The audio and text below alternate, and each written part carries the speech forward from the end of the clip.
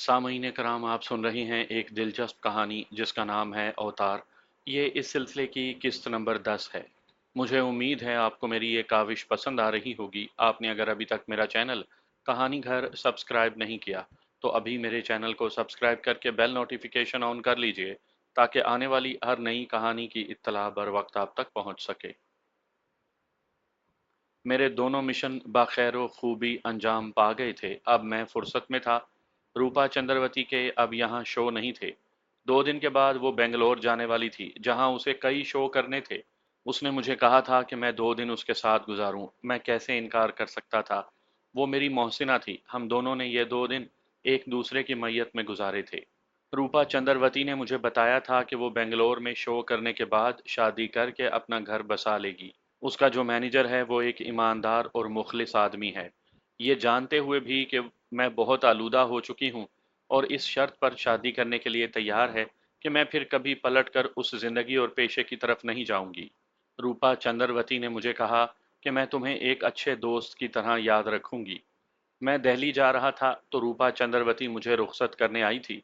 उसकी आंखों में आंसू तैर रहे थे। वो बेहद गमजदा थी। बहरहाल वो एक अजीब औरत थी। अनिल प्रकाश की लाश को किसी वजह से चिता पर नहीं जलाया गया था।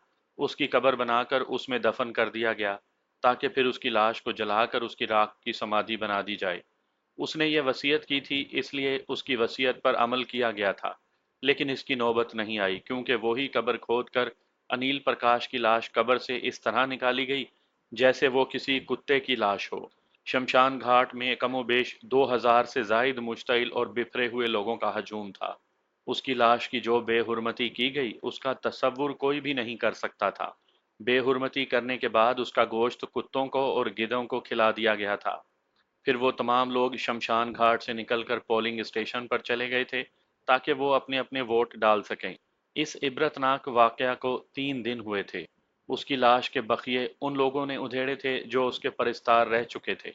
वो पूरी कौम को बेवकूफ़ बनाता रहा था। उसके फरेब का पोल उस दिन खुला तो लोग गैज़ो गज़ब से जलती सूखी घास की तरह भड़क उठे और उसकी लाश जो अमानतन दफन थी उसे रेजा रेजा कर दिया।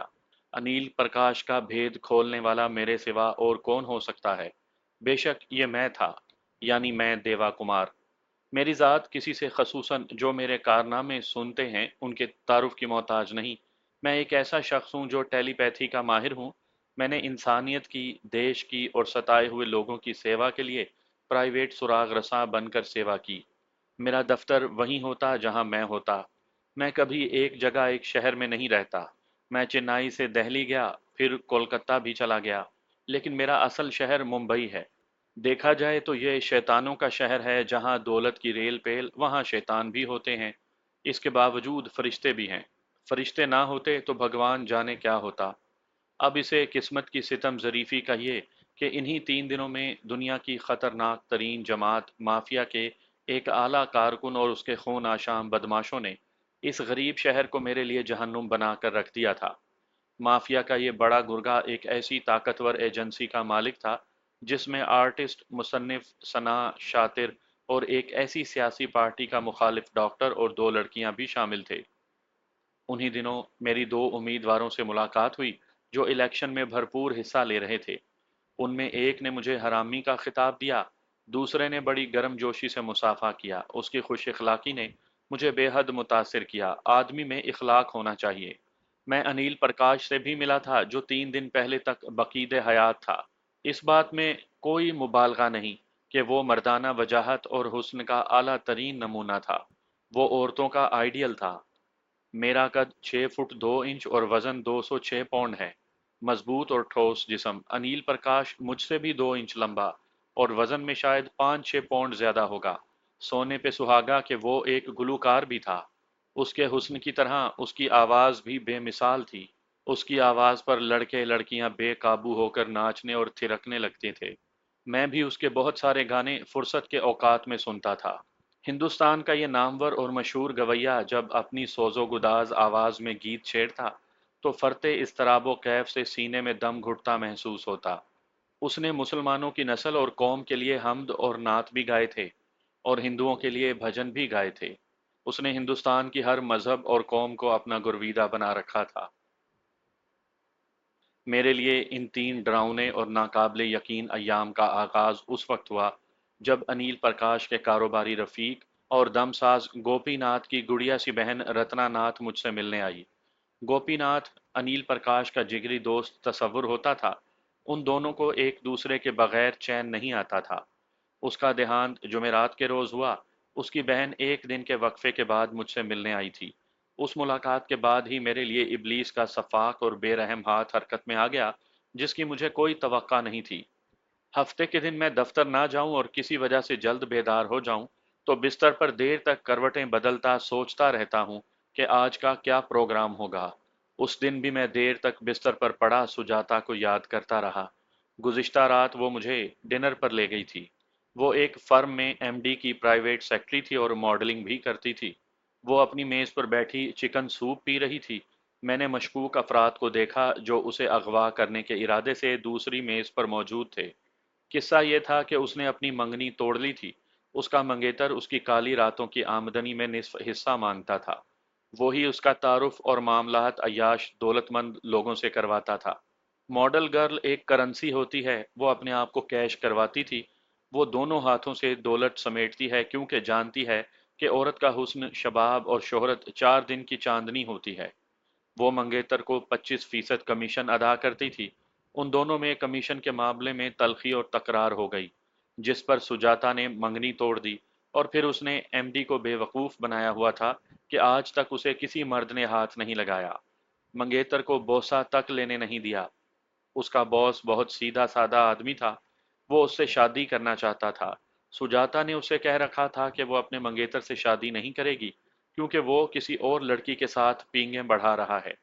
جب اس نے اپنے باس کو منگنی ٹوٹنے کی خبر سنائی تو وہ بہت خوش ہوا۔ ان کے درمیان طے پایا کہ وہ دونوں شادی کر لیں گے۔ اس کے 50 برس کی عمر کے باس نے اس کے ہاتھ میں منگنی کی انگوٹھی پہنا دی۔ اسی خوشی میں وہ سجاتا کے چہرے پر جھکا تو وہ بولی کہ تم پہلے مرد ہو جسے میں نے اپنے چہرے پر جھکنے دیا۔ وہ یہ سن کر بہت ہی خوش ہوا۔ اس کے سابقہ منگیتر نے اسے اغوا کر کے بلیک میل کرنے کا منصوبہ بنایا ہوا تھا۔ میں نے سجاتا اور ان دونوں بدماشوں کا ذہن پڑھ لیا تھا۔ جب میں سجاتا کی میز پر گیا تو اس نے مجھے حیرت سے دیکھا۔ میرا نام دیوا کمار ہے۔ میں نے اس کی اجازت لیے بغیر کرسی کھینچی اور بیٹھ گیا۔ میں ایک پرائیویٹ سراغ رساں ہوں، شاید تم نے سنا ہو۔ شاید سنا تو ہے، وہ بولی۔ تم پرائیویٹ سراغ رساں کم، ہیرو زیادہ دکھائی دیتے ہو۔ کیا تم میرے خلاف کوئی کام کر رہے ہو؟ تمہارے خلاف نہیں بلکہ تمہارے حق میں کچھ مدد کرنا چاہتا ہوں، میں نے کہا۔ لیکن میں اس کی فیس لوں گا جو تمہیں مہنگی نہیں پڑے گی۔ تم میری کیا مدد کرنا چاہتے ہو؟ اس نے حیرت سے پلکیں جھپکائیں اور بولی، ویسے مجھے تمہاری خدمات کی کوئی ضرورت نہیں، شکریہ۔ تم اس وقت بہت بڑی مصیبت بلکہ افتاد کا شکار ہونے والی ہو، میں نے کہا۔ میں اس لیے میز پر آیا ہوں کہ تمہیں آگاہ کروں اور بچاؤں۔ کیسی مصیبت، کیسی افتاد؟ اس کا حسین چہرہ سوالیہ نشان بن گیا۔ تمہیں کوئی غلط فہمی ہوئی ہے۔ ہاں، تم مجھ سے اگر بات کرنا چاہتے ہو اس لیے کہ میں ماڈل گرل ہوں تو مجھے کوئی اعتراض نہیں۔ تم میرے ساتھ ڈنر کر سکتے ہو۔ کیا کھانا پسند کرو گے؟ بیبی، ذرا میری بات غور سے سنو، میں نے کہا۔ دائیں جانب جو میز ہے اس پر 2 بدماش بیٹھے ہیں۔ ایک نے سفید شرٹ اور براؤن پتلون پہن رکھی ہے، دوسرا شرٹ اور کالی پتلون میں ہے۔ یہ دونوں تمہیں باہر نکلتے ہی اغوا کر لیں گے۔ باہر ایک گاڑی کھڑی ہے جس میں 2 بدماش موجود ہیں۔ میں تمہیں اغوا ہونے سے بچانا چاہتا ہوں، بچا لوں گا بشرط یہ کہ تم میری فیس ادا کر دو۔ لیکن یہ بدماش کیا مجھے اس لیے اغوا کرنا چاہتے ہیں کہ میں بہت حسین ہوں اور معروف ماڈل گرل ہوں؟ اس نے کہا۔ کیا میں پولیس کو خبر کر دوں؟ اس کی وجہ یہ ہے کہ تمہاری ایسی تصویریں اور ویڈیو فلم بنائیں گے کہ تمہیں بلیک میل کیا جا سکے اور تم اپنے باس سے شادی نہ کر سکو۔ کیا؟ ایک لمحے کے لیے اس کا چہرہ زرد پڑ گیا، پھر وہ سنبھل کر بولی، میں باس سے شادی کرنے والی ہوں، انہیں کیا پتا، یہ تو راز ہے۔ سنو بیبی، میں نے اس کی آنکھوں میں آنکھیں ڈال کر کہا، تمہارا سابق منگیتر نریش، اس نے یہ منصوبہ بنایا ہے کہ تمہیں اغوا کر کے ایسی تصاویر اور فلم بنائی جائے کہ تمہارا باس تم سے شادی نہ کر سکے۔ تم اس کے اشاروں کی کٹ پتلی بنی رہو، وہ تمہیں ذریعہ آمدنی بنا لے۔ ہیں؟ تو تم سب کچھ جانتے ہو؟ کیا تم اب بھی بھیٹ چڑھنا چاہو گی اس منصوبے پر؟ میں تمہاری مدد نہ کروں اور اس اغوا سے نہ بچاؤں؟ نہیں نہیں، وہ ہذیانی لہجے میں بولی، مجھے تمہاری خدمات چاہیے، یہ بتاؤ کہ میں تمہاری فیس کیا دوں؟ وہ میں ادا کروں گی، فیس کیا ہوگی؟ तुम्हें एक डिनर और एक रात मेरे साथ गुजारनी होगी, मैंने कहा। तुम बहुत हसीन हो, मैं हुस्न का बड़ा परिस्तार हूँ, यह मामूली फीस है। मैं तुम्हें एक नहीं 10 डिनर करवाऊंगी, वो बोली। दूसरी शर्त थोड़ी कड़ी है, क्योंकि मैं अपनी रातें काली नहीं करती हूँ। सुनो, सती सावित्री ना बनो। मैं तुम्हारे बारे में इतना जानता हूँ कि और कोई नहीं, बल्कि तुम खुद भी इतना नहीं जानती होगी, मैंने कहा। मैं तुम्हारी काली रातों और उन लोगों के बारे में भी बता सकता हूँ जो तुम्हारी जिंदगी में आए। तुम मुझे दोस्त समझो, दोस्ती में हर बात जायज है। जब मैंने उसे कुछ बातें बताईं तो उसके होश ठिकाने आ गए और वो राह रास्त पर आ गई। मैंने उसे अपना मंसूबा बताया, फिर मैं उस रेस्टोरेंट से बाहर निकल गया। सुजाता ने मेरी हिदायत पर पूरी तरह अमल किया। जब वो डिनर से फारिग होकर निकली तो उसे गन पॉइंट पर अगवा करके नरेश के फ्लैट पर ले गए। मैं इंस्पेक्टर के रूप में नरेश के फ्लैट पर पहुंचा। दरवाजे पर दस्तक दी तो एक बदमाश ने दरवाजा खोला। जैसे ही उसने मुझे देखा, उसकी सिट्टी गुम हो गई। मैंने एक लात उसके पेट पर रसीद की तो कई फुट दूर जा गिरा। मैंने दरवाजा बंद करके रिवॉल्वर निकाल लिया। यह निशिस्तगाह थी जिसे बेडरूम बनाया गया था ताकि अक्सबंदी की जा सके। उसमें लाइटिंग भी थी, एक वीडियो कैमरा भी। कैमरामैन नरेश बना हुआ था, एक बदमाश हीरो का किरदार अदा करने को तैयार था। उसके और सुजाता के कपड़े फर्श पर एक तरफ पड़े थे। सुजाता को पलंग से बांधा हुआ था। उस कमरे में कुल 4 बदमाश और नरेश था। एक बदमाश सुजाता की मशकें खोल रहा था, एक बदमाश सिगरेट के कश लेता रहा। बिस्तर के पास खड़ा बदमाश सुजाता से इस्तेहजाइया लहजे में कह रहा था, अगर तुमने नखरे दिखाए तो सिगरेट से तुम्हारा जिस्म दाग दूंगा। वो इतना ही कह पाया था। उन सब की नजरों में मैं आ गया था। नरेश के हाथ से कैमरा छूटकर फर्श पर गिर पड़ा। मैंने नरेश से कहा, बाहर पुलिस वैन खड़ी है, तुम क्या जेल की हवा खाना चाहते हो या मामलात यहीं तय करना है? लड़की, तुम कपड़े पहन लो। सुजाता ने कपड़े पहन लिए। मैंने रिवॉल्वर की नाल पर साइलेंसर नस्ब करके उनसे कहा था कि इसमें कुल 6 गोलियां हैं, एक के लिए एक गोली काफी है। मैंने उन चारों बदमाशों को वाशरूम में बंद कर दिया। रिवॉल्वर की जद पर मैं नरेश को लिए खड़ा रहा। सुजाता ने उसकी अलमारी मेरे कहने पर चेक की। उसमें 60,000 रुपए की रकम, 2 रिवॉल्वर जो बगैर लाइसेंस के थे, वो निकले। फिर मैंने नरेश से कहा कि तुम 2 दिन के अंदर अंदर ये शहर छोड़ दो, वरना तुम्हें अंदर कर दूंगा। तुम्हारे पास से गैर कानूनी असला बरामद हुआ है। मैं KN सहगल हूँ, थाने में SHO हूँ, बांद्रा थाने में। मैं नहीं चाहता कि तुम्हें जेल में सड़ा दूं। 60,000 की रकम मेरी मलकियत थी। मैंने रेस्टोरेंट में जो मंसूबा बनाया था उसमें सुजाता से यह तय किया था कि नरेश के यहाँ से जितनी रकम और जेवरात बरामद होंगे वो मेरे होंगे। इसलिए सुजाता ने इसमें से हिस्सा तलब नहीं किया। वो तो इस बात से बहुत खुश थी कि मेरी वजह से वो ब्लैकमेल होने से बच गई। अपने बॉस से शादी करके अब घर बसा लेगी। यूं मेरे नसीब में 60,000 रुपए की रकम, डिनर और सुजाता आई थी। रात हमारी थी, हम बहुत देर तक जागते रहे थे। वो एक कॉल गर्ल भी थी। अगर वो अच्छी लड़की होती तो मैं उसकी तरफ आंख उठाकर भी ना देखता। वो सुबह कब गई मुझे कुछ खबर ना हो सकी। ना तो वो वॉशरूम में थी ना कमरे में। अलबत्ता उसकी खुशबू से बिस्तर महक रहा था। सुजाता ने मुझे अपना फ़ोन नंबर दिया था ताकि मैं भी उसे मदऊ कर सकूं। उसने मुझसे एक बात कही थी कि जब तक उसकी शादी नहीं हो जाती वो मेहरबान और कॉल गर्ल रहेगी, लेकिन शादी के बाद वो घर की चारदीवारी में कैद हो जाएगी। मैंने उठकर वॉशरूम में जाकर शेव बनाई, गुस्ल किया, मछलियों को चारा डालकर सैंडविचेस बनाए। कॉफ़ी के लिए केतली चूल्हे पर रखी थी कि मेरे कमरे के दरवाजे पर दस्तक हुई। बहुत कम लोग इत्तलाई घंटी बजाते थे। मैंने किसी वजह से होटल में एक अपार्टमेंट में रिहाइश इख्तियार की हुई थी। VIP लग्जरी अपार्टमेंट मेरे एक दोस्त का था जो उन दिनों यूरोप के बिजनेस टूर पर गया हुआ था। मैंने किचन से निकलकर दरवाजे के पास जाकर दरवाजा खोला। एक चीनी गुड़िया थी। उस लड़की ने छूटते ही दरियाफ्त किया, आप मिस्टर देवा? पहली नज़र में मैंने उसे 9-10 बरस की बच्ची समझा था। उसके फूल से और मासूम चेहरे पर नज़र डालने के बाद मेरी नज़र उसके जिस्म के फराज पर पड़ी तो मेरा यह ख्याल गलत साबित हुआ। वो 20-21 बरस की भरपूर दोशीज़ा थी। वो 5 फुट से 2 इंच कम होगी। जी हाँ, मैं देवा कुमार हूँ। मैंने एक तरफ हटकर उसे अंदर आने का रास्ता दिया। अंदर आ जाओ, बातें अंदर ही होंगी। वो कदरे तजब्जुब और झिझकते हुए अंदर आ गई। मैंने पहले आपके दफ्तर जाकर देखा तो वो बंद था। मेरा ख्याल है कि मेरा यहाँ आना आपको हरगिज नागवार नहीं गुजरा। मैंने उसका फिक्रा उचक लिया। तुम्हें इस बात का इल्म होगा कि मैं एक जासूस हूँ? हाँ, اس نے اپنا خوشنما سر دلکش انداز سے ہلایا۔ میں اسی لیے تو یہاں آئی ہوں، بات کچھ ایسی ہے کہ یہاں آنا پڑا۔ ہم دونوں ایک دیوان پر بیٹھ گئے۔ مجھے دیکھ کر وہ کچھ حیران اور مروب سی تھی، اس لیے کہ میں سائز میں اس سے 8 گنا جسیم تھا، یا پھر میرے سر کے 1 انچ لمبے تنے اور سیدھے کھڑے بالوں کی وجہ سے ہو سکتا ہے۔ میں نے اس کے ذہن میں نہیں جھانکا تھا۔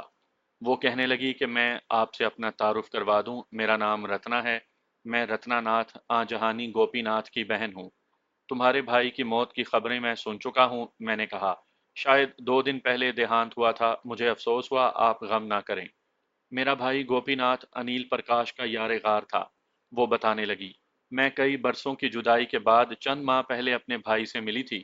ہم دونوں پونا میں پیدا ہوئے۔ جب میں 11 برس کی اور گوپی ناتھ 17 برس کا تھا تو میرے پتا جی نے کسی خانگی جھگڑے کے باعث میری ماں کو طلاق دے دی۔ اس کی وجہ شاید یہ تھی کہ پتا جی کسی اور عورت کے چکر میں پڑ گئے تھے، جبکہ میری ماں حسین اور بے حد پرکشش تھی۔ مردوں کی پسند اور ان کے مزاج کے بارے میں کیا کہہ سکتی ہوں۔ میں اپنی ماں کے ساتھ چلی گئی اس لیے کہ مجھے اپنی ماں سے بڑی محبت تھی، وہ میرا ہر طرح سے خیال رکھتی تھی۔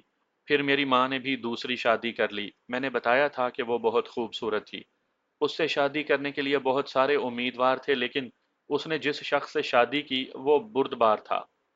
پھر ساس اور ستیلے باپ کے ساتھ میسور شہر چلی گئی، پھر وہاں سے الہ آباد، پھر کولکتہ۔ کولکتہ میں قیام کے دوران بہن بھائی کی خط و کتابت جاری رہی تھی۔ پھر میں ممبئی میں گزشتہ جولائی میں بھائی سے ملی۔ یہ ملاقات 10 برس کے ایک طویل عرصے کے بعد ہوئی تھی۔ ملاقات کے ابتدائی لمحات میں کچھ اجنبی اجنبی سے رہے۔ اجنبیت کی دیوار جلد ہی گر گئی، پھر ہم بہن بھائیوں کی طرح گھل مل گئے۔ اس وقت گوپی ناتھ ایک ہوٹل کے سویٹ روم میں رہائش پذیر تھا۔ وہ ایک شاہانہ زندگی بسر کر رہا تھا، لیکن یہاں تک بتانے کے بعد رتنا پر ایک رکت سی طاری ہوئی تو وہ خاموش ہو گئی۔ میرے علم میں یہ بات تھی کہ گزشتہ جمعرات کو گوپی ناتھ 8 منزلوں کی بلندی پر واقع اپنے سویٹ سے گر کر چل بسا تھا۔ اخبار میں اس اتفاقی موت کی خبر میں نے خود پڑھی تھی۔ پھر رتنا خود پر قابو پا کر کہہ رہی تھی، وہ ہر ماہ میں 2 3 مرتبہ میرے اور ممی کے ساتھ چند گھنٹے گزارتا تھا۔ اس وقت وہ بہت خوش اور بڑے خوشگوار موڈ میں ہوتا تھا، لیکن پچھلے مہینے وہ بڑا ہی الجھا ہوا اور اکھڑا اکھڑا سا لگ رہا تھا، جیسے کوئی نہ کوئی بات ہے۔ جب آدمی کسی وجہ سے بہت پریشان ہوتا ہے تو اس کی یہی کیفیت ہوتی ہے۔ کیا اس نے کچھ بتایا نہیں تھا؟ میں نے پوچھا۔ اگر اس نے بتایا تھا تو کیا بتایا تھا؟ نہیں، رتنا نے نفی میں سر ہلا کر جواب دیا۔ میں نے اس سے پوچھا بھی تھا کہ بھائی کیا بات ہے؟ تم بہت پریشان دکھائی دیتے ہو، جبکہ پہلے ایسی کوئی بات نہیں تھی۔ میری بات سن کر وہ کہنے لگا، یہ معاملہ اس کے اپنے سلجھانے کا ہے اور وہ خود ہی کوئی آخری فیصلہ کرے گا۔ نہ جانے کیا فیصلہ تھا جس کے لیے اس کے اعصاب پر کافی دباؤ پڑ رہا تھا، لیکن جب اس نے مجھے یہ بتایا کہ وہ 2 3 ہفتے سے ڈاکٹر مکرجی کے زیر علاج ہے تو مجھے ذرا برابر حیرت نہیں ہوئی، کیونکہ اس کی ذہنی حالت اچھی نہیں تھی۔ تو کیا تم یہ سمجھتی ہو کہ اس نے دماغی خلجان کی وجہ سے خودکشی کی ہے؟ میں نے کہا۔ ڈاکٹر مکرجی ایک بہت بڑا ماہر نفسیات ہے۔ نہیں، ہرگز نہیں مسٹر دیوا، وہ کہنے لگی۔ اس کی موت سے 1 گھنٹہ پہلے فون پر اس سے میری بات ہوئی تھی۔ اس گفتگو کے دوران وہ بڑا مسرور اور خوش و خرم تھا۔ اسے خوش پا کر میں بھی خوش ہو گئی تھی۔ میں نے اس سے مسرت کی وجہ پوچھی تو اس نے کہا کہ اس نے آخری فیصلہ کر لیا ہے اور اب وہ آزاد ہوگا۔ پھر اس نے مزید کہا کہ فیصلہ اسے کافی مدت پہلے کر لینا چاہیے تھا۔ اب یہ فیصلہ کرنے کے بعد اس کے سینے پر سے چٹان ہٹ گئی ہے۔ اس گفتگو کے بعد یہ کیسے ممکن ہے کہ اس نے خودکشی کی ہو؟ یہ بات دل تسلیم نہیں کرتا۔ خودکشی کرنی ہوتی تو وہ ایسی بات چیت نہ کرتا۔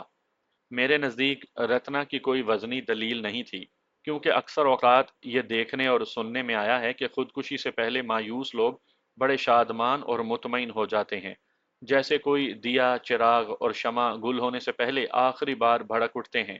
مگر میں اپنے یہ خیالات رتنا پر ظاہر نہیں کرنا چاہتا تھا۔ پولیس نے اس کی موت کو حادثاتی قرار دیا ہے، میں نے کہا۔ میرا خیال ہے کہ تمہیں پولیس کے اس فیصلے سے اتفاق نہیں ہے۔ میں کچھ کہہ نہیں سکتی، اس نے اپنی گردن ہلائی، کیونکہ وہ بڑا ہنس رہا تھا، جیسے کسی نے اسے لطیفہ سنایا ہو جو اپنی ہنسی پر قابو نہیں پا رہا ہو۔ اس نے یہ بھی کہا تھا کہ شام کو ہمارے ہاں ڈنر پر وہ سب کچھ بتا دے گا۔ پھر اس نے خلاف توقع ایک عجیب سی بات کہی جو چونکا دینے والی تھی، جسے سن کر رگوں میں لہو منجمد ہو گیا۔ کہنے لگا، سب کچھ بتا دوں گا، کسی نے مجھے قتل نہ کیا تو۔ میں نے उसकी बात सुनकर हैरत का इजहार जबान से नहीं चेहरे से किया और पलकें झपकाईं। क्या वाकई तुम्हारे भाई ने ये बात कही थी? हाँ, उसने ये बात कही थी, साफ और वाज़ेह अल्फाज में। ये समाअत का फतूर नहीं था, लेकिन वो बात कहकर फिर से हंसने लगा और बाद में कहने लगा कि वो महज मजाक कर रहा था। उसे कोई कत्ल नहीं कर सकता क्योंकि वो कत्ल होने से मुस्तशना है। पता नहीं मुस्तशना से क्या मतलब था उसका। बात कुछ कुछ पल्ले पड़ने लगी थी, शायद उसने उस वक्त खूब चढ़ा रखी होगी, इसलिए वो नशे की तरंग में था।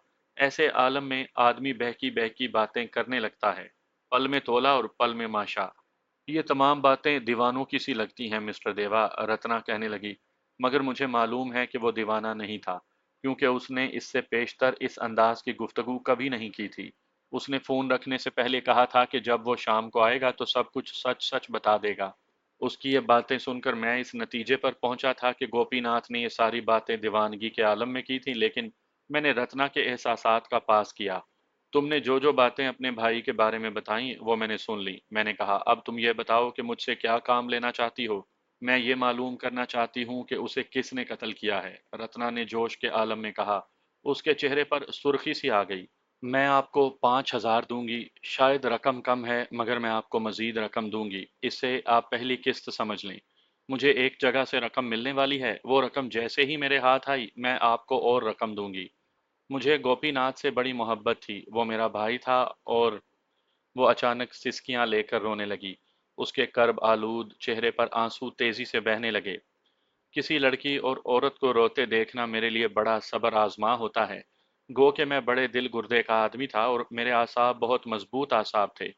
जाने कैसे कैसे खूनी तनाजुर देखकर मेरा दिल दहलता नहीं था। लेकिन जब कोई औरत रोती तो ऐसे मौके पर मैं अक्सर बौखला जाता।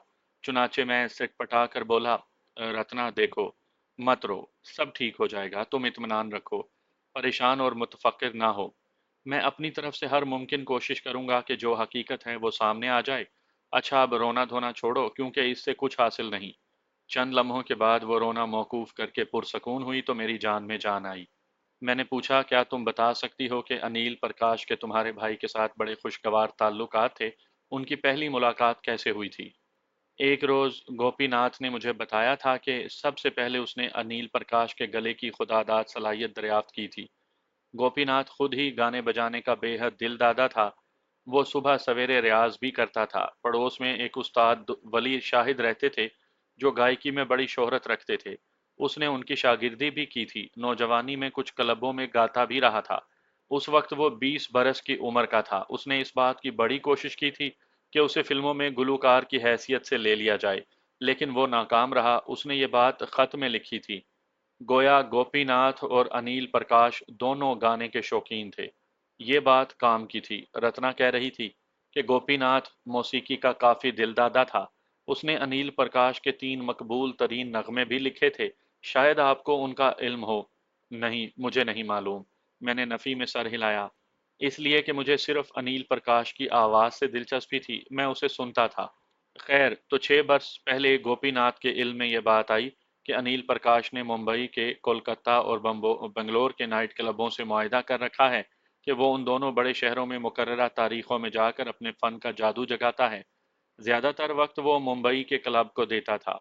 फिर उनकी मुलाकातें हुई, फिर वो गोपीनाथ को लेकर जुगदीप के पास आया। बाकी बातें हर एक को मालूम हैं।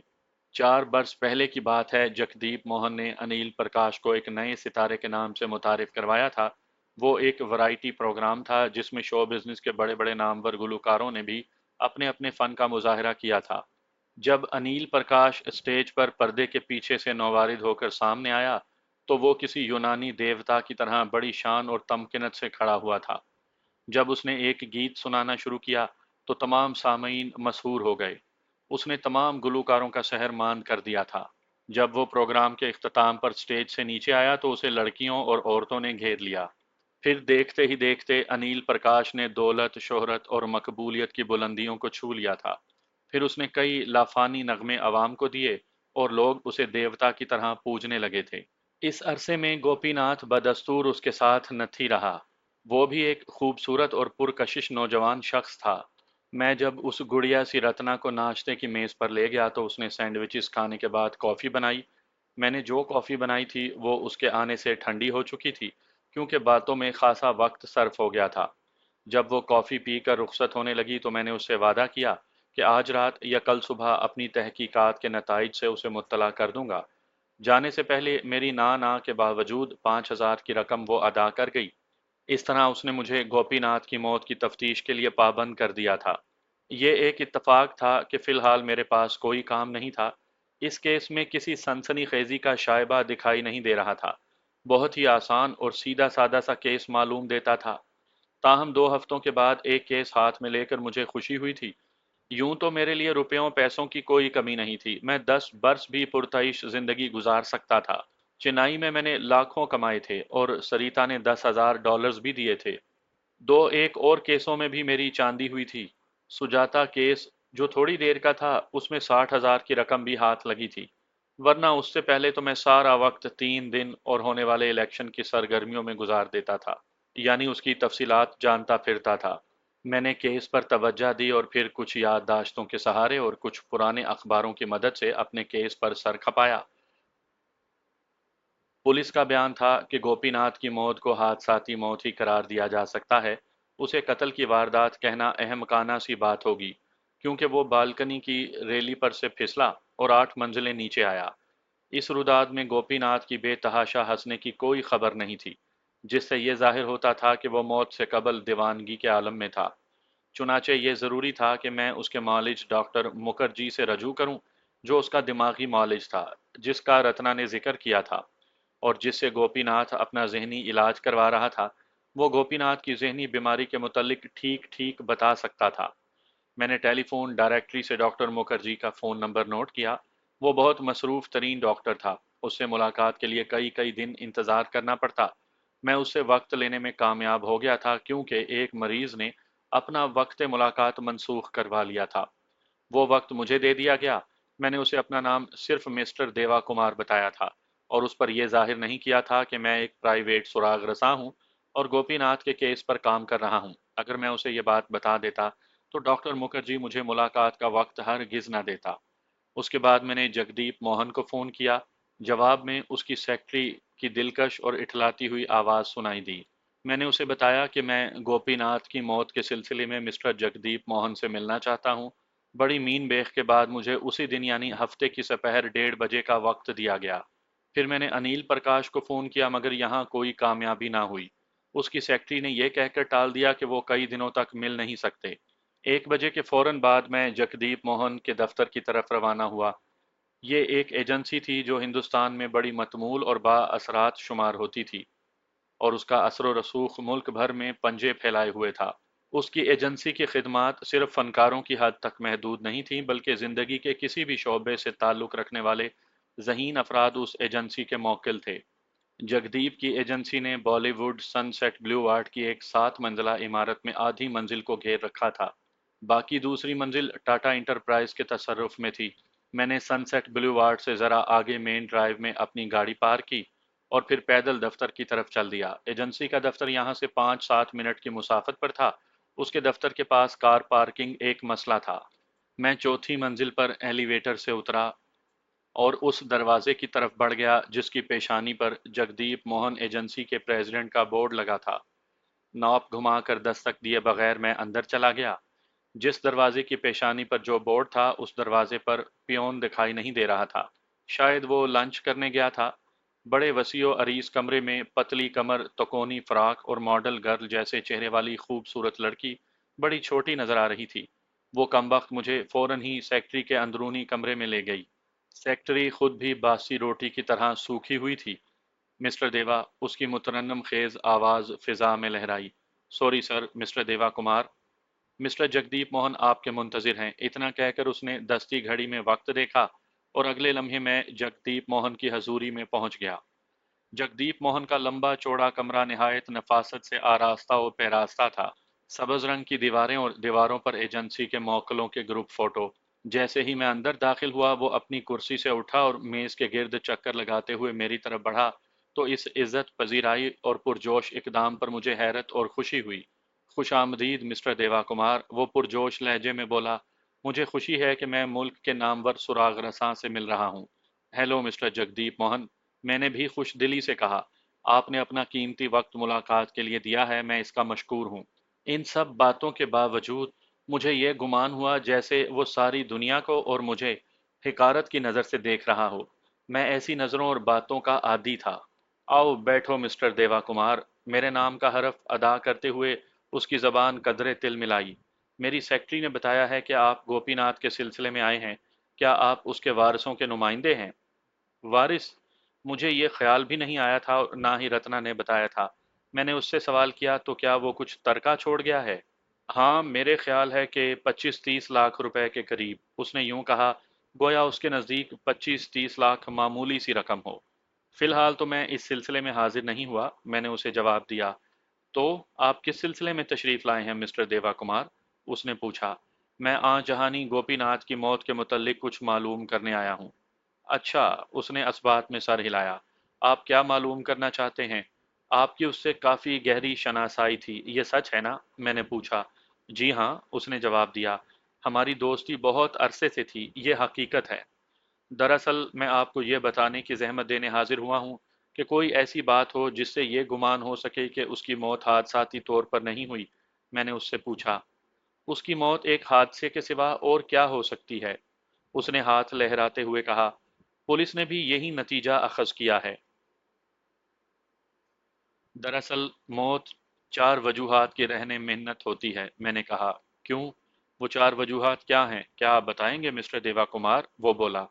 कुदरती वजूहात में बीमारी वगैरह। मैंने जवाब दिया। हादसा, खुदकुशी और कत्ल। मैं आखिरी तीन वजूहात पर तफ्तीश कर रहा हूँ। क्या तुम उसके किसी रिश्तेदार की नुमाइंदगी कर रहे हो? उसने कहा। मैं एक मौक्किल की नुमाइंदगी कर रहा हूँ जिसका नाम। मैं चुप हो गया। नामालूम बिना पर मैंने उसे रत्ना का नाम बताने से गुरेज किया। बस आप उसे एक मौकिल ही कह लें, मैंने कहा। मैं नाम जानने की कोशिश नहीं करूंगा मिस्टर देवा कुमार। तुम्हारे मौकिल का नाम मेरे लिए किसी दिलचस्पी का हामिल नहीं, वो बोला। जगदीप मोहन ने बुरा मनाए बगैर खुश दिली से कहा। अलबत्ता उसकी आंखों में एक नामालूम सी चमक नमूदार हो गई थी। पुलिस को यकीन है कि मिस्टर गोपीनाथ की मौत इत्तफाकिया या हादसाती तौर पर वाक़या हुई थी। मैंने अपना ख्याल जाहिर किया। मगर जो बात मेरे इल्म में आई है वो ये कि वो डॉक्टर मुखर्जी के ज़ेरे इलाज था। डॉक्टर मुखर्जी जो माहिर नफ्सियात है। क्या? जगदीप मोहन इस तरह से उछल पड़ा जैसे उसे ज़बरदस्त बरकी झटका लगा हो। मैंने जो कहा है वो 16 आने दुरुस्त है। आपको ये बात कैसे मालूम हुई कि वो डॉक्टर मुखर्जी के ज़ेरे इलाज था? आप जानते हैं कि मैं एक सुराग रसा हूँ, इसलिए ये बात मेरे। लेकिन उसने तेजी से दरमियान में कहा, इसकी क्या जरूरत थी? मेरा तो ये ख्याल था कि ये बात आपके इल्म में यकीनन होगी। मैं क्या बता सकता हूँ, मेरे तो वहमो गुमान में भी नहीं था, वो बोला। हैरत की बात है कि आप ऐसी अहम बात से बेखबर थे, मैंने कहा। आह, उसके लहजे में ताज्जुब सा था। गालिबन आप ये समझते हैं कि गोपीनाथ ने खुदकुशी की है, क्यों यही बात है ना? मैं अभी कुछ नहीं कह सकता, मैंने कहा, क्योंकि मैं अंधेरे में खड़ा हुआ हूँ। वैसे आपकी उससे अक्सर मुलाकात रहती थी। हाँ, मेरी उससे रोज़ाना ही मुलाकात रहती थी। मैं आपके सवाल की गर्ज़ो गायत जान गया हूँ। मेरा जवाब यह है कि वो किसी तरह भी मायूसी या खिलजान का शिकार नहीं था।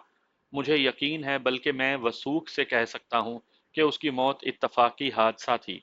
जब वो अपनी बात कह चुका तो मैंने पूछा, कत्ल के मुतल्लिक क्या ख्याल है? कत्ल?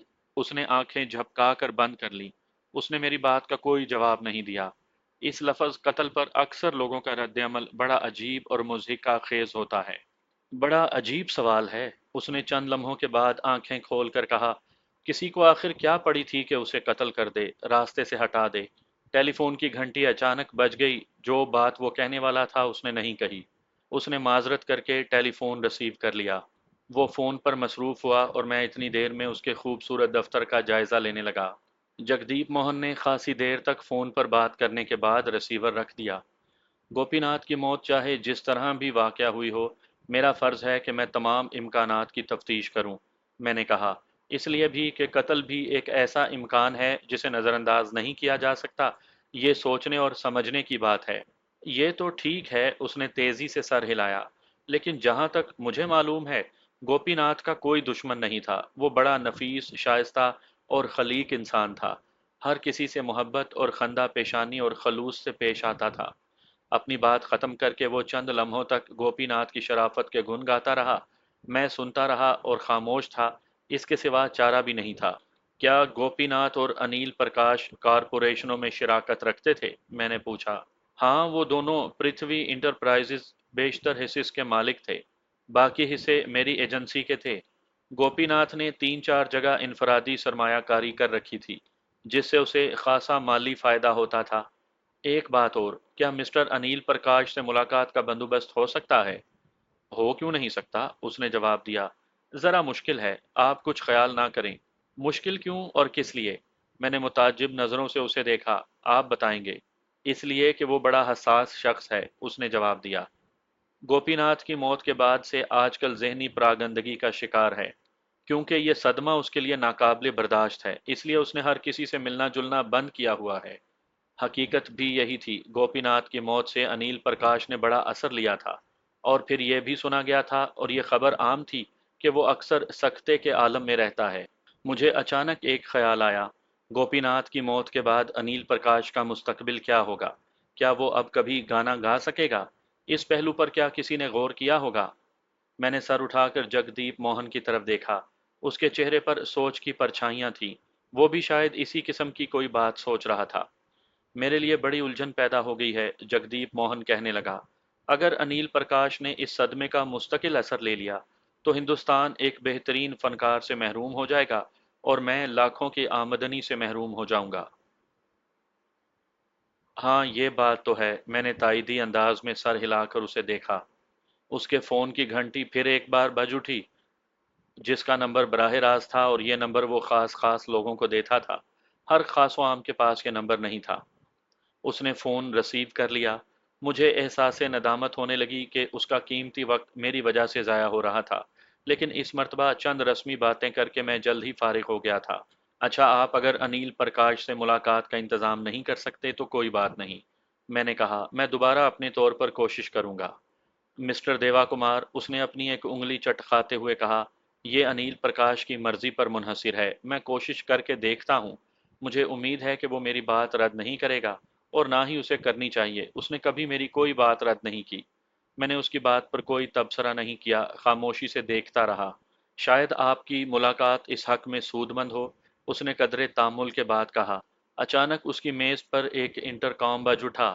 جگدیپ موہن کے چہرے پر کبیدگی پھیل گئی اور اس نے بٹن دبا کر چیختے ہوئے کہا، میں نے کہا ہے کہ مجھے ڈسٹرب نہ کیا جائے رجنی، آخر تم… دوسرے فون کا ریسیور اس کے کانوں کے ساتھ چپکا ہوا تھا، بات کیے بغیر وہ چپ ہو گیا۔ کچھ سننے کے بعد وہ ریسیور رکھ کر اٹھ کھڑا ہوا۔ مسٹر دیوا کمار، وہ معذرت خواہانہ انداز سے بولا، میں ابھی آتا ہوں۔ اتنا کہہ کر وہ کمرے سے باہر نکل گیا۔ جانے اس کی سیکٹری نے اس سے کیا بات کہی تھی جو وہ میرے سامنے گفتگو نہیں کرنا چاہتا تھا۔ میں چند لمحوں انتظار کرنے کے بعد اٹھا اور اس کے کمرے میں موجود تصویروں کو دیکھنے لگا۔ واپس مڑتے ہوئے جگدیپ موہن کی میز کے نیچے گھٹنوں کے قریب ایک سفید بٹن دکھائی دیا۔ اس قسم کا بٹن میرے لیے نیا نہیں تھا۔ ایک بدماش گھٹنے سے ایسا بٹن دبا کر اپنے ساتھیوں کی مدد طلب کیا کرتا تھا۔ ایک اور گرگا ایسے ہی بٹن کو فولادی دروازہ مقفل کرنے کے لیے استعمال کرتا تھا۔ یہاں یہ بٹن دیکھ کر مجھے تعجب ہوا کہ جگدیپ موہن جیسی معزز ہستی بٹن کو کس لیے استعمال کرتی ہے۔ اپنی تجسس پسند طبیعت سے مجبور ہو کر میں نے آگے بڑھ کر بٹن دبا دیا۔ بٹن دبتے ہی اس ٹیلی فون کی گھنٹی بجنے لگی جس پر جگموہن لاکھوں کے سودے کرتا تھا۔ میں اچھل کر اپنی سیٹ پر جا بیٹھا۔ میں نہیں چاہتا تھا کہ جگدیپ موہن اس بات سے واقف ہو جائے کہ یہ میری شرارت تھی۔ جگدیپ موہن تیزی سے اندر آیا۔ میں سکون سے بیٹھا ہوا تھا۔ اس نے ہاتھ بڑھا کر ریسیور اٹھایا، ہیلو ہیلو کر کے رکھ دیا۔ فون پر تو کوئی نہیں ہے، اس نے میری طرف دیکھتے ہوئے الجھ کر کہا۔ میں اسی اثنا میں معاملے کی تہہ کو پہنچ چکا تھا۔ اس فون کو ملاقات کے وقت کے دوران ٹنٹنانا اور اٹھنے کی بری عادت تھی۔ جب اس کے پاس کوئی ملاقاتی بیٹھا ہوتا تھا تاکہ فون پر لاکھوں اور کروڑوں کی باتیں کر کے وہ اپنے ملاقاتی کو مروب اور متاثر کر سکے، اس سے جگدیپ سہنا کو اس موضوع کے متعلق سوچنے کی کافی مہلت مل جاتی تھی جس ملاقاتی سے وہ بات کر رہا ہوتا ہو۔ ممکن ہے اس شخص نے فون کیا ہو جس سے تھوڑی دیر پہلے بات ہوئی تھی، میں نے کہا۔ اس نے شاید کسی وجہ سے سلسلہ منقطع کر دیا ہو۔ اس نے چند لمحے سوچا مگر کسی فیصلے پر نہ پہنچ سکا۔ اس کے چہرے پر سنجیدگی چھا گئی تھی۔ وہ دل میں حیران تھا کہ یہ گھنٹی کیسے بجی۔ چند لمحوں کے بعد اس کی مخصوص مسکراہٹ لوٹ آئی۔ آپ مسٹر انیل پرکاش سے ملاقات کرنا چاہتے ہیں نا؟ اس نے کہا۔ ہاں، میرے لیے یہ خوشی اور اعزاز کی بات ہوگی، میں نے خوش دلی سے کہا۔ اچھا۔ اس نے لمحے کے لیے سوچا اور پھر پوچھا، کون سا وقت موزوں رہے گا؟ 4 بجے کے بعد، کیونکہ 3 بجے مجھے کسی اور سے ملنا ہے۔ ٹھیک ہے، جگدیپ موہن نے اس بات میں سر ہلایا۔ 4 بجے کے بعد آپ اس سے مل لیں، وہ آپ سے ملاقات کے لیے آمادہ ہے۔ بہت بہت شکریہ۔ میں نے کھڑے ہو کر اسے گرم جوشی سے ہاتھ ملایا، پھر میں اس سے رخصت ہو کر کمرے سے باہر آیا۔ میں نے استقبالیہ کے کاؤنٹر پر ماڈل گرل جیسی سیکٹری پر نظر ڈالی۔ وہ میری طرف دیکھ کر مسکرائی۔ میں نے سوچا، کیا اسے لنچ کی دعوت دوں؟ میرے پاس وقت کم تھا، ورنہ میں اس بلبل کو اپنی طرف راغب کر لیتا۔ ڈاکٹر مکرجی کے کلینک تک جانے کے لیے ٹریفک ازدحام سے نکلنا پڑتا ہے۔ میں وہاں کسی نہ کسی طرح جلد پہنچ ہی گیا، جس کی مجھے توقع نہیں تھی۔ وہ چوپائی کے قریب بلندی کے ایک مقام پر تھا، جہاں سے سمندر اور اعلیٰ رہائشی علاقہ دکھائی دیتا تھا۔ میں اس مقام پر پہلے بھی کئی بار آ چکا تھا، مگر کبھی ڈاکٹر مکرجی کے کلینک میں جانے کا اتفاق نہیں ہوا تھا۔ میں گاڑی چلاتے ہوئے اس کے بارے میں سوچتا رہا تھا۔ اس کے متعلق سننے میں آیا تھا کہ دماغی علاج کے سلسلے میں اس نے لکھنؤ فرائڈ کے قطعی مستزاد اصولوں پر عمل کر کے بے شمار مریضوں پر کامیاب تجربے کیے تھے۔ 3 بجے میں نے کار پارک کے بورڈ کے پاس کھڑی کی اور عمارت کی طرف تیزی سے چل دیا۔ بیرون دفتر میں ایک صوفہ، چند خمیدہ کرسیاں، ایک میز جس پر متعدد رسائل و جرائد بکھرے ہوئے تھے، اور ایک ڈیسک تھی جس پر ٹائپ رائٹر کی جگہ کمپیوٹر تھا۔ میں نے ریسیپشن پر جا کر اپنا تعارف کروایا تو لڑکی نے میری طرف دیکھے بغیر بدستور ٹائپ کرتے ہوئے رکھائی سے کہا، بیٹھ جاؤ۔ میں نے ڈرتے ڈرتے ایک نازک اندام اور نازک مزاج کرسی پر بیٹھ گیا۔ میرے بیٹھنے پر کرسی نے ہلکی سی صدائے احتجاج بلند کی، مگر خیر رہی کہ مجھے نیچے نہیں پٹک دیا۔ تھوڑی دیر کے بعد سیکٹری نے مجھے کہا، اندر جائیں مسٹر دیوا کمار۔ اس نے کچھ اور بھی کہا تھا لیکن میں سن نہ سکا۔ چند لمحوں میں ہی میں اتنا اکتا چکا تھا کہ وہاں سے اٹھ کر بھاگا۔ میں نے دروازے کے ہینڈل پر ہاتھ رکھا ہی تھا کہ پیچھے سے ایک سرد کرخت آواز سنائی دی، ابھی نہیں۔ میں نے کہا، پلیز 1 منٹ، مگر میں یہ بات بھی انسنی کر کے دروازہ کھول چکا تھا۔ دروازہ کھولتے ہی جو میں نے منظر دیکھا، اس نے مجھے بے حس و حرکت اور جامد کر کے بت بنا دیا۔ دوسری طرف کوئی بنمانس یا بھوت یا چڑیل نہیں تھی، بلکہ ایک کافر ادا جوان حسینہ جو بالکل فطری حالت میں دوسری سمت جا رہی تھی۔ اس کے بدن پر ایک تار بھی نہیں تھا۔ یہاں تک تو ٹھیک تھا، مگر خرابی یہ تھی کہ وہ میری طرف نہیں بلکہ دوسری طرف گامزن تھی۔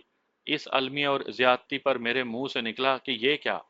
صدائے احتجاج بلند ہوئی۔ اس نے یہ آواز سنی اور یک لخت رک گئی۔ پھر اس نے مڑ کر چند ثانیوں کے لیے مجھے دیکھا اور اس کے مرمری حلق سے روئی کی باریک اور مترنم آواز ابھری، جس کی مجھے سمجھ نہیں آئی۔ میں نے بلند آواز میں پوچھا، کیا مطلب؟ اس کا منہ پھر گول دائرہ بن گیا اور میرے کانوں میں آواز پڑی، اوئی، مگر میں پھر بھی اس کا مطلب نہ سمجھ سکا۔ میں ابھی مطلب سمجھنے میں مصروف تھا کہ وہ جھپاکے سے ایک اندرونی کمرے میں چلی گئی۔ یقیناً یہ لڑکی ڈاکٹر مکرجی نہیں تھی۔ وہ کمبخت تو ان صبر آزما مرحلوں میں احمقوں کی طرح منہ کھولے ایک طرف بیٹھا تماشا دیکھتا رہا۔ وہ قد میں 5 فٹ 9 انچ سے زیادہ نہیں تھا، خوشگوار گلابی چہرہ، بڑی بڑی زرد آنکھیں جو سینگوں کے بنے ہوئے فریم والی اینک میں سے جھانک رہی تھیں۔ کاغذ پیڈ اس کی آغوش میں تھا اور ہاتھ میں پینسل پکڑ رکھی تھی۔ پینسل سے پیڈ کو تھپکتے ہوئے بولا، کپڑے اتار دو۔ میں نہیں اتاروں گا، میں نے تیزی سے کہا۔ کس لیے کپڑے اتاروں؟ کیا تمہیں میری سیکٹری نے طریقہ کار نہیں بتایا؟ وہ اسپاٹ لہجے میں بولا۔ نہیں، میں نے نفی میں سر ہلایا، وہ تو کمپیوٹر پر کمپوزنگ کرتی رہی تھی۔ بہرحال کپڑے اتارنے بہت ضروری ہیں، ڈاکٹر مکرجی نے زور دے کر کہا۔ وہ کیوں؟ میں نے تکرار کے انداز میں پوچھا۔ بہتر ہے وضاحت کرو۔ میں نے پوچھا، وہ حسین عورت کون تھی جس کے تم نے کپڑے اتروا دیے تھے؟ مس شمیتا۔ اس سے تمہارا کیا مطلب؟ ڈاکٹر تلخی سے بولا۔ کپڑے اتار کر کاؤچ پر لیٹ جاؤ، طبی معائنے کے لیے یہ ضروری ہے۔ کہیں تم لوتی تو نہیں جو میرے کپڑے اتارنے پر تل گئے ہو؟ لوتی وہ کیا ہوتا ہے؟ ڈاکٹر نے سوالیہ نظروں سے گھورا۔ بتاؤ۔ یہ ایک قوم ہے جو… اچھا چھوڑو، یہ بتاؤ کہ اب کپڑے اتارنے کیوں ضروری ہیں جبکہ شمیتا چلی گئی ہے؟ میں نے کہا۔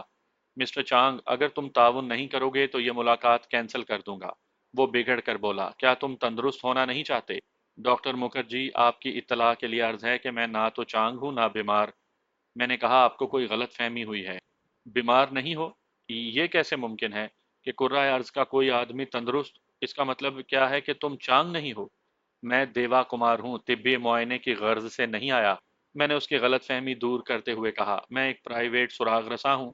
मैं दरअसल गोपीनाथ की मौत की तहकीकात करने आया हूँ। मैंने तफसीलात बताई। तुम देवा कुमार हो? उसने नाकदाना नजरों से मेरा जायजा लिया, जैसे मेरी शनाख्त कर रहा हो। अगर तुम तिब्बी मुआयने के लिए नहीं आए हो तो मैं तुमसे माजरत तलब करता हूँ। मेरी सेक्रेटरी ने मिस्टर चांग के बजाय तुम्हें भेज दिया। वो अभी से सठे आ गई है। आप माजरत खा हैं तो इसमें आपका नहीं, सेक्रेटरी का दोष है। मैं अभी आता हूँ। वो उठा और बोला, आप इंतजार की जहमत करें।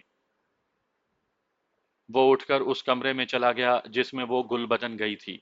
मैं डॉक्टर मुखर्जी पर रश्क किए बगैर नहीं रह सका। उसने कमरे में जाकर दरवाज़ा बंद कर लिया।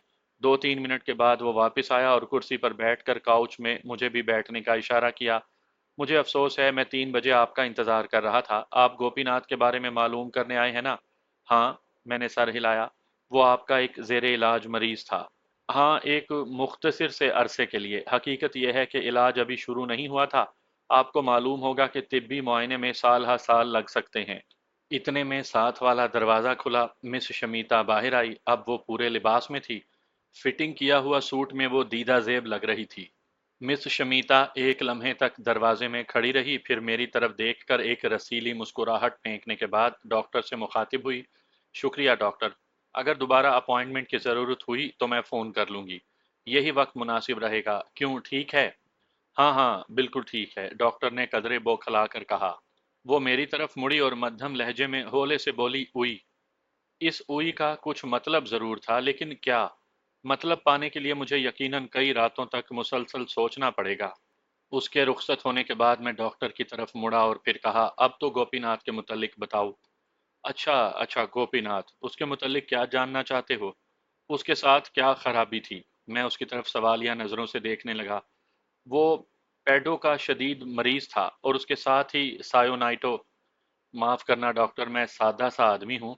ये तफसील तिब्बी और इस्तलाहें मेरी समझ से बाहर हैं। मैंने कदरे नरमी से कहा, क्या ये ज्यादा मुनासिब और बेहतर नहीं कि इसे सादा अल्फाज में बताओ? गोपीनाथ ने क्या शिकायत बयान की थी?